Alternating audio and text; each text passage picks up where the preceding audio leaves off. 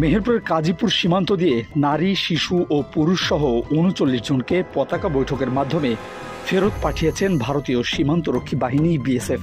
আজ মঙ্গলবার দুপুর ২টার দিকে মেহেরপুরের গাংনী উপজেলার কাজীপুর সীমান্তের ১৪৭ নম্বর মেইন পিলারের কাছে তাদের হস্তান্তর করা হয়।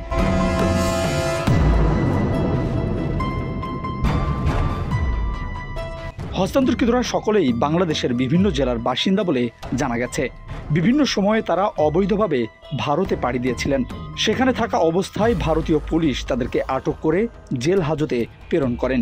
সেখানে কারাভোগ শেষে তাদেরকে পতাকা বৈঠকের মাধ্যমে বাংলাদেশ বিজিবির কাছে ফেরত দিয়েছে বিএসএফ। বিজিবি কাজীপুর ক্যাম্প জানিয়েছেন, ভারত থেকে আসা সকলেই বিজিবি হেফাজতে রয়েছে। তাদের তথ্য যাচাই বাছাই শেষে গাংনী থানায় সোপর্দ করা হবে।